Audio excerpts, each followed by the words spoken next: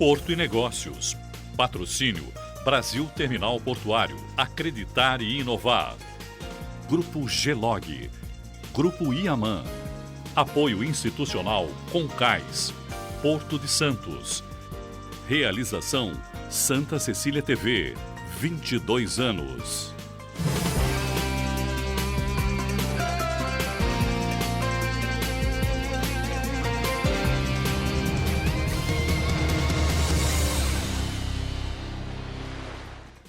Olá, está no ar Porto e Negócios, o nosso espaço semanal para que possamos debater assuntos importantes em relação aos portos internacionais, portos do Brasil e principalmente em relação ao Porto de Santos. Antes de eu apresentar os meus dois convidados dessa semana, gostaria de fazer um agradecimento especial ao Fabrício Julião, da UNA Eventos, responsável pela Santos Export e agora Brasil Export, pelo carinho de me trazer uma lembrança diretamente de Singapura.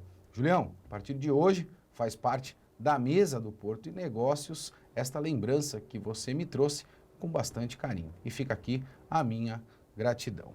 Meus convidados desta semana é a nossa comentarista técnica do programa, Germaine Lilian Robson. Germaine, obrigado pela tua presença. Prazer enorme te ter aqui sempre no nosso programa. Sei que você estava ocupada lá pelas bandas de Monte Verde, né? Muito obrigado por estar aqui novamente com a gente. De nada, é um prazer. Sempre que precisar, a gente está aqui e hoje realmente a gente tem uma pauta bem interessante. Sem sombra de dúvida. Meu segundo convidado é o advogado especialista em direito marítimo portuário, Marcelo Sammarco. Marcelo, obrigado pela presença. Você que é já uma pessoa com cadeira cativa também aqui no nosso programa. Eu que agradeço, com muita satisfação essa cadeira cativa. Agradeço pelo convite mais uma vez. E estou à disposição para debater ao lado da nossa querida Germaine a respeito da nossa pauta. Temos uma pauta longa aí para discutir de assuntos de interesse do nosso setor. Quando eu vi a movimentação nas últimas semanas do setor portuário, eu não poderia deixar de convidar esses dois especialistas para dar para você essa aula que trataremos no programa dessa semana. Antes de começar o nosso debate, primeiramente, eu fiquei bastante surpreso com uma notícia que nós tivemos na semana passada em relação à vaga de caminhoneiros nos Estados Unidos. Os Estados Unidos hoje proporciona vagas para caminhoneiros com ganhos anuais de $250 mil, algo em torno de R$80 mil por mês. Germaine, que mágica é essa? Isso é uma mágica ou isso é uma economia pujante que fez a lição de casa? Na realidade, é uma economia pujante e, assim, infelizmente, a gente tem as categorias muito defasadas aqui. A remuneração é que se discute muito, a gente tem também uma carga tributária muito grande, quer dizer, tem toda uma estrutura que tem que ser revista. Hoje, infelizmente, a remuneração está muito aquém do que deveria ser, até pela responsabilidade, pelo risco por tudo, tá? Eu acho que teria que ser revisto. Obviamente que a gente não pode encarecer o frete, porque senão o nosso famigerado custo Brasil também vai para a estratosfera. Então, a gente tem que realmente rever essa carga tributária, tem que rever a questão dos custos que estão envolvidos na operação. Dentro dessa matéria, que foi uma matéria realizada pela Infomoney, Marcelo, é bastante claro a pontuação de que o modal rodoviário ele vem cada vez mais se especializando em pequenas distâncias. E isso fez, principalmente com o incremento da tecnologia, o impulsionamento desse setor, desse segmento nos Estados Unidos. Será que de alguma maneira a gente vai entender aqui no Brasil que esta é a lição que nós precisamos fazer? Esse é um exemplo muito bom que o Brasil precisa se espelhar, precisa olhar os exemplos no cenário internacional e naquilo que for possível, que for adequado, trazer para a nossa realidade. Os Estados Unidos, né, esse exemplo dos caminhoneiros dos Estados Unidos é um tamanho de grandes dimensões, assim como o Brasil. A diferença é que lá eles têm uma matriz logística totalmente equilibrada, né, muito mais equilibrada do que a nossa. A nossa ela é dependente do modal rodoviário, apesar de nós termos aqui uma extensão, né, uma costa navegável de cerca de 7.500 quilômetros, né? Então, nós temos toda a vocação para a navegação costeira e, mesmo assim, temos uma concentração excessiva de cargas no modal rodoviário, né? Tivemos aí o advento da greve dos caminhoneiros, que mostrou bem, né, o quanto o país é refém, né, do modal rodoviário dependente, o que não é nem um pouco saudável, porque nós temos aí problemas de infraestrutura, temos um frete ainda relativamente alto, e enquanto que nós poderíamos estar explorando outras opções e equilibrar melhor a nossa matriz logística. E é uma equação bastante conhecida, né? Eu acho que essa é a lição de casa que a gente precisa fazer. E falando em lição de casa, a gente vem acompanhando os incentivos que o governo federal vem dando para um projeto chamado BR do Mar, né? Um projeto que está incentivando a questão da cabotagem. E aí eu vou fazer esse questionamento para os meus dois convidados. Quando a gente incentiva a cabotagem, naturalmente a gente precisa ter uma malha estrutural, não só rodoviária, mas ferroviária, muito bem elaborada para que a gente possa impulsionar efetivamente a cabotagem. E além disso, a gente não tem muita sobreposição de leis em relação aos estados que nós temos no nosso país, enquanto a gente não vem a rever a questão do Pacto Federativo. Será que a gente consegue impulsionar a cabotagem? Vou começar por você, Germaine. Então, é muito complicado, porque uma das grandes discussões é assim, hoje o pessoal ainda continua optando muito pela questão do modal rodoviário, bom, por dois motivos. Um, que a gente tem que rever a questão de legislação até para poder conseguir operacionalizar a cabotagem. Segundo, porque eu tenho que ter uma equiparação concorrencial entre os dois modais, no sentido, eu não posso ter benefícios no rodoviário e, por outro lado, eu tenho custos outros na cabotagem que me impedem a escolha pela cabotagem. Então, é assim, eu acho que na hora que a gente tiver que escolher se eu uso um caminhão ou se eu uso um navio para poder fazer o transporte, eu diria que os custos envolvidos têm que estar equilibrados. Não adianta eu ter impostos que recaem sobre um e não recaem sobre outros. Eu ter, entre aspas, por exemplo, na questão de cabotagem, eu passo por terminais onde eu sou obrigado a passar por todo o controle da Receita Federal, ao passo que numa rodovia eu boto dentro do caminhão, passo as fronteiras, não tenho nenhum controle dessa categoria, né? Então, tem que existir uma certa equiparação nesse tratamento para que a gente consiga ter uma alternativa de fato a ser escolhida entre o modal rodoviário e a cabotagem. A Germaine colocou muito bem, né? Nós temos uma concorrência desleal entre o rodoviário e o aquaviário. Isso dificulta muito o crescimento da cabotagem. Como a Germaine citou, nós temos aí as questões de custos, incentivos fiscais, a carga tributária maior e menor em um modal e outro, a burocracia, né, para você liberar uma carga, para você fazer um simples trânsito entre um porto ou outro do mesmo país.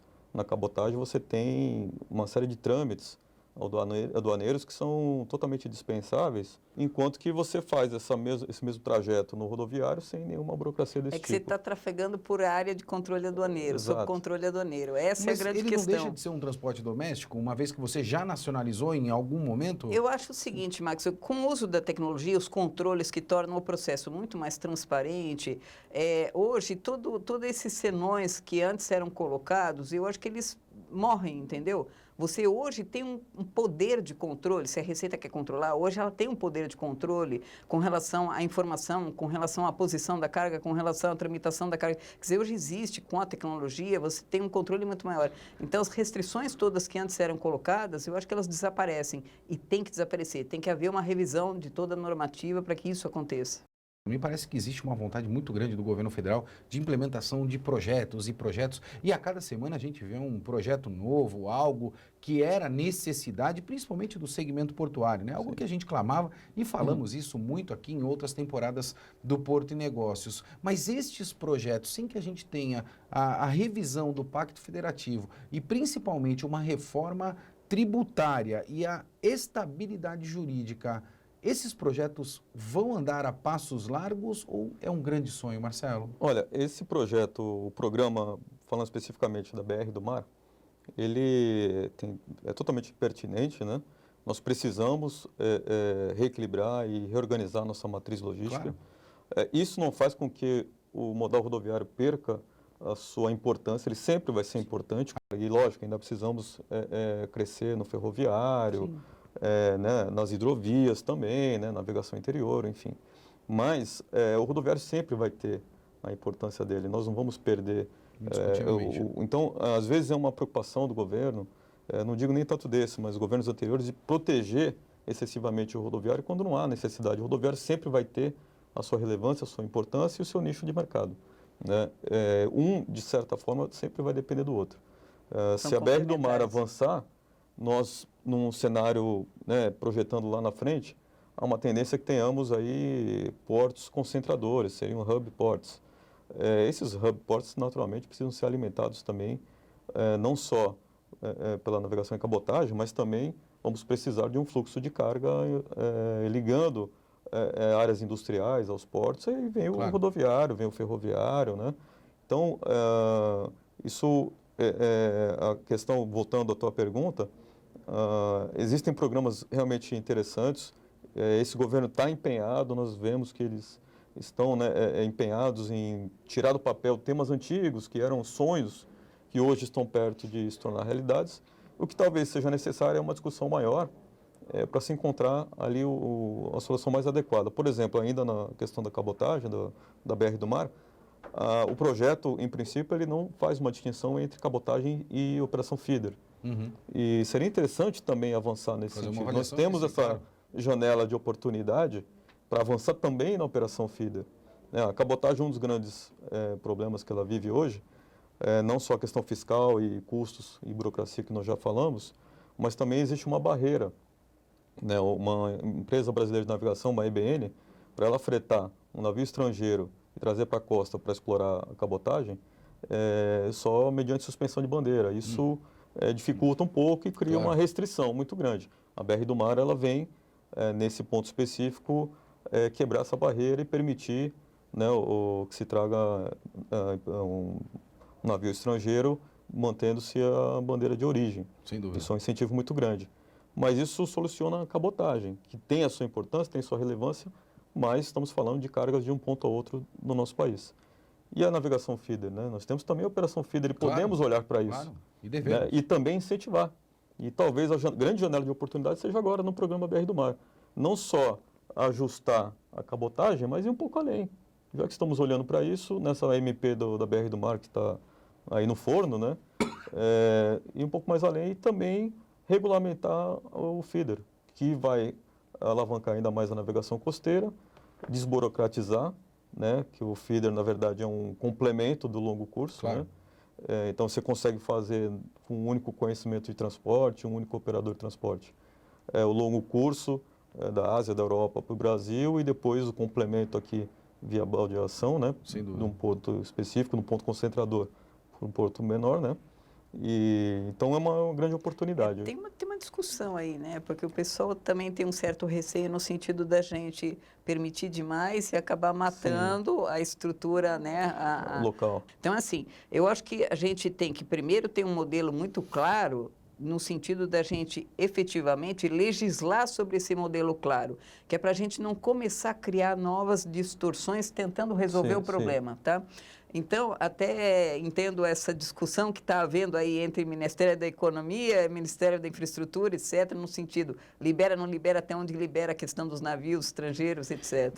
Eu vou ter que chamar o nosso intervalo e, como você percebeu, quando o assunto é de altíssimo nível, passa bem rápido. E eu vou trazer o debate em relação a hub ou cluster, focado principalmente na questão do planejamento estratégico para os portos do Brasil.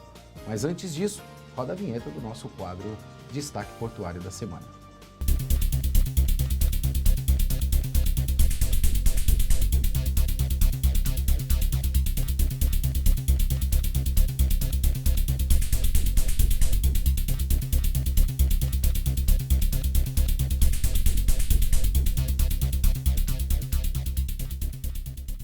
A Autoridade Portuária realizou no último dia 29 de outubro o pregão eletrônico para a contratação de serviço de dragagem de manutenção dos trechos 1, 2 e 4 do canal de acesso aos berços de atracação do Porto de Santos por um período de 24 meses.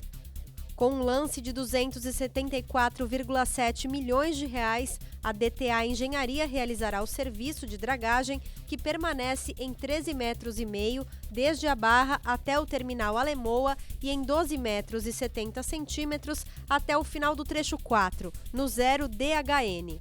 A autoridade portuária continua com a batimetria para monitorar as condições do canal.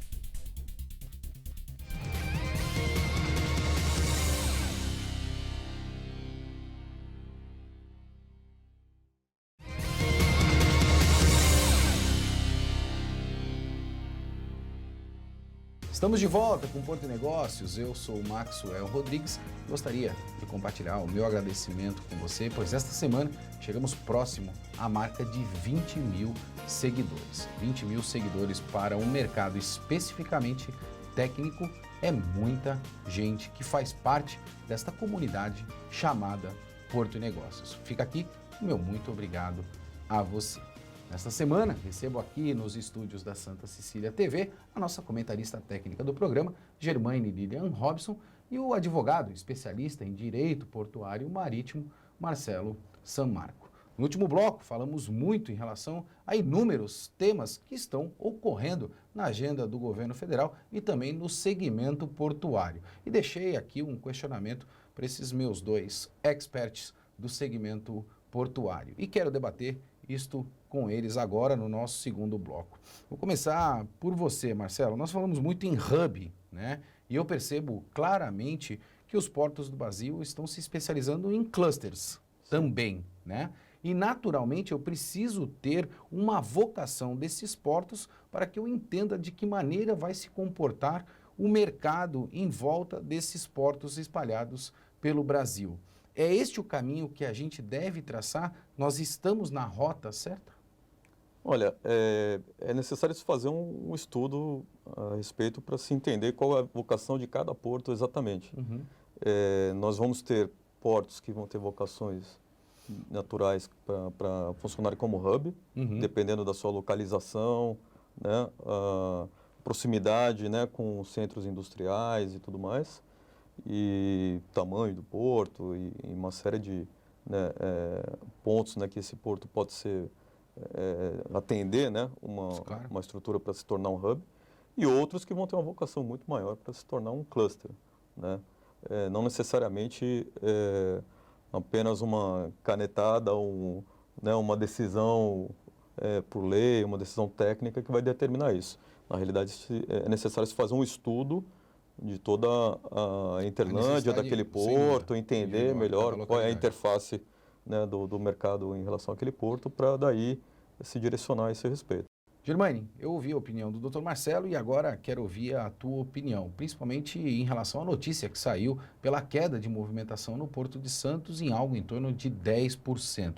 A gente percebe que o Porto de Santos escolheu o commodities para movimentar cargas no Porto de Santos. E de alguma maneira a gente vem descentralizando a questão de containers e da indústria no Porto de Santos. Será que isto vai fazer com que cada vez mais a gente perca carga para outros portos espalhados no Brasil, principalmente no Arco Norte, Nordeste e no Sul do país, uma vez que a gente está criando uma concorrência ferrenha em relação aos commodities e à dependência de safras? Na realidade, tem que se analisar, e o Estado de São Paulo, por exemplo, é um polo industrial. Então, na medida em que você concentra na questão do agronegócio, na questão do commodity, você efetivamente está focando a vocação do porto, né? Claro. Isso tem algum impacto? Sem dúvida nenhuma tem. Você acaba tendo uma certa fuga das outras cargas que estão sendo movimentadas em outros portos. Então, assim, eu acho que tem que estudar a questão da viabilidade econômica, a questão do custo, a questão digamos, do polo industrial que você tem associado à região, e cada porto vai ter a sua vocação. Nós temos um novo cenário agora, né? O cenário das eleições não só na Argentina, mas também no Uruguai, tendenciando muito pelo lado da esquerda do que muito mais o viés da direita, no qual o atual presidente também gerou algumas farpas com estas lideranças. E me parece que de uma maneira ou de outra a gente vai ter muita dificuldade para que o bloco assine este acordo. Na tua visão, Germaine, a gente vai de alguma maneira conseguir politicamente assinar esse acordo ou mais uma vez a gente comemorou cedo demais? Eu acho que vai ficar mais complicado. É assim, a gente tem que ser bastante realista, vai ficar mais complicado. Mesmo porque os próprios governos que estão se elegendo, eles têm uma posição um pouco diferente em relação a esse acordo. Eles já tinham até publicado que eles pensavam em rever a questão do acordo. Então, eu acho que, infelizmente, se a gente der um bom passo para frente, a gente vai ter aí um tempo aí meio de parada se não tiver um retrocesso temporário. Mas, de qualquer maneira, isso é um caminho sem volta. Isso é um caminho sem volta. O que pode acontecer é demorar um pouco mais, né? Mas, infelizmente, aquilo que a gente, entre aspas, comemorou, eu acho que ainda tem um longo caminho pela frente. E agora, com essa mudança nos governos, efetivamente dificulta um pouco mais. Doutor, a gente comemorou cedo demais. Qual é a tua visão? Ou a gente vai conseguir caminhar para a assinatura desse acordo tão importante para o bloco do Mercosul, do modo geral? Na realidade, existem, logicamente, interesses dos dois lados, né? Temos dificuldades, sim. Do ponto de vista jurídico, ainda tem muita coisa para acontecer. Os Estados-membros, tanto da União Europeia como do Mercosul, eles precisam ratificar, claro, né, o tratado, o acordo, para que então ele juridicamente possa produzir efeitos e daí nós conseguirmos implementar na prática os efeitos do acordo. Então, até lá, nós temos ainda um caminho longo a percorrer. Do ponto de vista político, de fato, houve, né, esse atrito. Nós tivemos o episódio da eleição na Argentina, que nós tínhamos o Macri, que era totalmente favorável ao acordo. Agora teremos aí o Alberto Fernandes, que é um peronista e tem uma opinião bastante diferente em relação ao Macri. Até porque o Luiz Pou, que também está no Uruguai e não vem se posicionando muito bem para poder competir, né, entre a direita e a esquerda. E me parece que a gente tem uma polarização, me parece uma onda mundial isso, né? De polarização entre direita e esquerda, que vem comprometendo também o avanço dos negócios. E isso dificulta acordos, né? Infelizmente. Então, essa polarização não é saudável em nenhum aspecto, nem no ambiente nosso aqui dentro do nosso país, nem numa análise macro, né, em relações internacionais, porque dificulta, né, trava negociações de acordos, e isso pode prejudicar, sim, o Mercosul. Esperamos que não.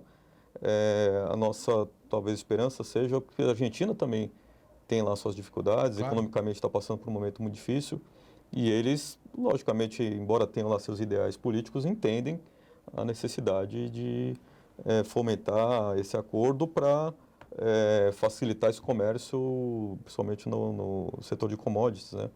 Que é o grande interesse da União Europeia de firmar um acordo com o Mercosul é esse. Claro, né? Atrair, né? E negociar commodities em maior escala, em condições muito melhores. Né?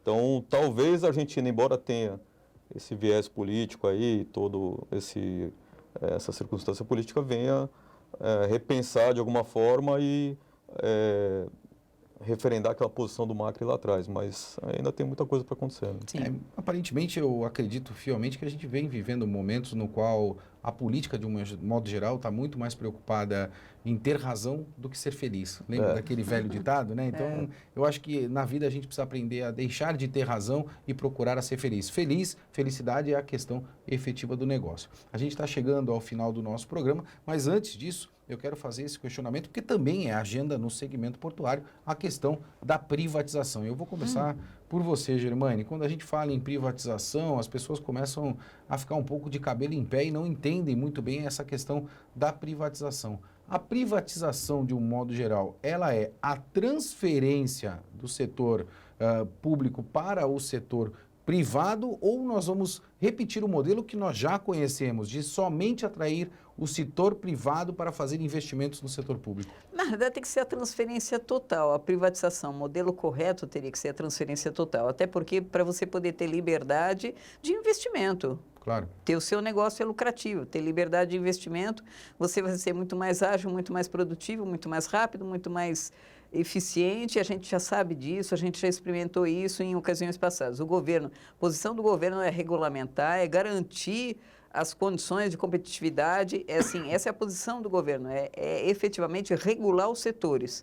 Agora, a questão de operacionalizar os setores tem que ser iniciativa privada, e aí a gente fala de uma transferência total. Se a gente for comparar o próprio Porto de Santos, ele já teve na iniciativa privada e tinha um desempenho excelente, até que passou, infelizmente, para o Estado, e a gente sabe que virou uma máquina pesada e acabou, entre aspas, tudo aquilo que a gente tinha de eficiência, entre aspas, na época dele, a gente poderia hoje estar num patamar muito superior, né? Então, essa é uma realidade. A gente já aprendeu com isso. Não é o melhor modelo. A privatização, sem dúvida nenhuma, é a melhor solução. Doutor, eu sei que o senhor trafega aí pelo Brasil inteiro e também pelo mundo. o presidente do Santos Port Authority, que é o novo nome, né, do Sim. Porto de Santos, acompanha o nosso programa. Então, vamos imaginar que o Tércio está lá acompanhando. Na tua visão, qual é a melhor solução para o Porto de Santos? A transferência total ou somente e exclusivamente chamar a iniciativa privada para o jogo para que ele possa fazer investimentos novamente? Particularmente, eu sou a favor da transferência total. Nós tivemos aí no Porto, ao longo dos anos, nós tínhamos as operações portuárias sucateadas. E aí tivemos a 6.830, né, a Lei de Modernização dos Portos, e passou-se então a transferir à iniciativa privada Sim. os investimentos nas operações propriamente Que ditas. é o modelo que a gente conhece atual. É o modelo que a gente conhece atualmente. E a administração do Porto em si e de dos serviços que estão ainda na mão da União, como a administração do canal, a manutenção, dragagem berço, dragagem de canal, isso tudo ainda permanece nas mãos do poder público e não acompanhou, né, porque nós estamos vendo que não acompanhou a evolução dos investimentos nas operações portuárias, e a gente tem esse gap muito grande. Ao meu ver, a única forma de se equilibrar essa defasagem, né, de liquidar essa defasagem, e fazer com que os investimentos nos acessos, na administração do porto, estejam no mesmo patamar que os investimentos nos recintos portuários, nas operações, transferindo totalmente a iniciativa privada, à administração do porto, e aí nós vamos ter eficiência, vamos ter tecnologia, vamos ter um aumento de desempenho e poderemos então concorrer em pé de igualdade com os portos internacionais. E aí, nesse ponto, eu sou a favor do Estado como um Estado regulador, fiscalizador, seria o Estado mínimo, a figura do Estado mínimo. Sim. Executivo, cuidar ele executa da estratégia. Exatamente. É ele estabelece a política nacional de portos, de logística, enfim, mas a iniciativa privada é quem opera. Sem sombra de dúvida. Felizmente, a gente chegou ao final do nosso programa. Eu sempre digo isso, quando a gente tem convidados experts, o programa passa e passa bastante rápido. Germaine, obrigado pela tua presença, sempre bom te ter aqui no Porto e Negócios. Eu espero que você retorne e continue aqui conosco ao longo dessa temporada, haja vista que eu sei que você está dedicando um tempinho lá em Monte Verde. Ele está me provocando. Ela me prometeu que eu iria para Monte Verde, eu estou aguardando o convite. O convite já foi feito. Eu estou sabendo, eu que estou em débito. Eu agradeço a tua presença mais uma vez e o teu convite também para ir a essa pousada fantástica da Germaine lá em Monte Verde. Como é que a gente tem que diversificar? Sem sombra de dúvida. Doutor, obrigado pela tua presença, um prazer enorme te ter aqui sempre juntamente conosco e com essa audiência qualificada que nós temos. Agradeço mais uma vez, é sempre um prazer estar aqui discutindo os assuntos tão relevantes do nosso setor portuário. Porto e Negócios vai ficando por aqui e lembre-se, os seus sonhos não se realizam até que você os realize. Um forte abraço e até semana que vem.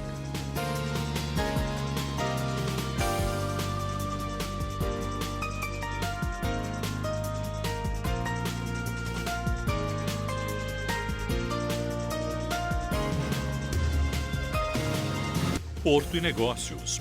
Patrocínio Brasil Terminal Portuário. Acreditar e inovar. Grupo Gelog. Grupo Iaman.